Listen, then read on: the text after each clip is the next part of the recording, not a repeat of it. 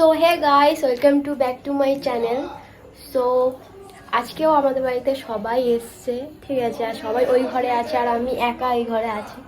So অনেক দিন ধরে ভাবছি যে আমি একটা প্র্যাঙ্ক করবো, বাট কার উপর করবো বা কী নিয়ে করবো সেটা তো বুঝতে পারছিলাম না। সো আজকে আমি একটা প্র্যাঙ্ক করতে চলেছি। সো আমার বৌদিও আমার দলে আছে, আর সেই প্র্যাঙ্কটা হচ্ছে আমার পিসির সাথে করবো আমি। সো প্র্যাঙ্কটা কি করব সেটাও দেখবে। আর এখন কে কে আছে চলো গিয়ে দেখে আসি কে কে এসছে। আর দিদি জিজু ওরা সবাই অনেকে এসছে, তাও চলো দেখে আসি কি করছে ওরা। গাইস এখন সব শুয়ে আছে আর ওই ঘরে সবাই অনেকেই টিভি দেখছে, তো ওই ঘরে যাবো না। আর এখানে আমার পিসি রান্না করছে।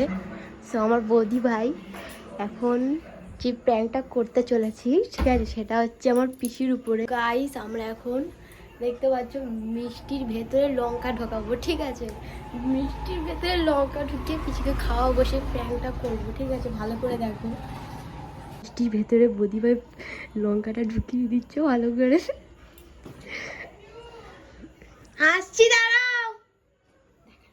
সো গাইস পিসি ডাকছে, তো পিসিকে এটা বৌদি ভাইকে খাওয়াবে, কারণ বৌদি না খাওয়াতে পারলে আর কেউ পারবে না। আর পিসি সহজে মিষ্টি খায়ও না।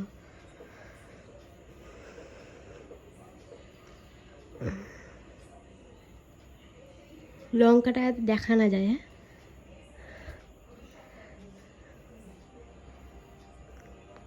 জানি না এই প্ল্যানটা করার পরে কি হবে,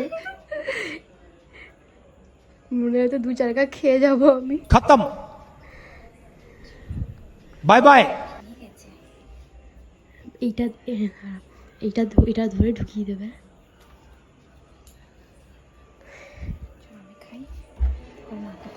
তুমি একটুখানি খেয়ে নাও। সো গাইস এখন কিছু রান্নাঘরে আছে, এক্সাইটেড আছি আমি খুবই।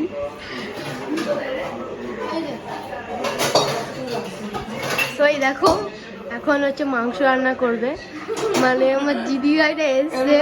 হ্যাঁ, আর এই যে আমার দাদার একমাত্র বউ।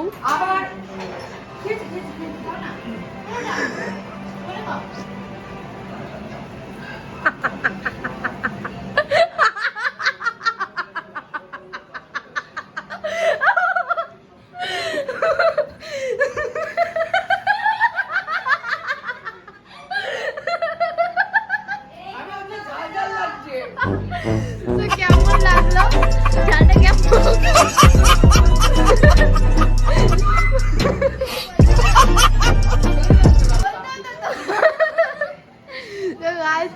গাইস পিসি কিছু বলেনি, বাট লঙ্কাটা খায়নি পুরোটা, হাফ চিবিয়ে ফেলে দিয়েছে কারণ ঝাল লাগছিল, পুরোটা লঙ্কাটা খায়নি।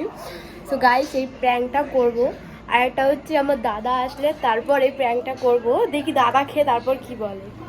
গাইস দাদার সাথে সেই প্র্যাঙ্কটা করতে পারলাম না, কারণ বৌদি দাদাকে অলরেডি বলে দিয়েছে যে পিসির সাথে আমি প্র্যাঙ্কটা করেছি।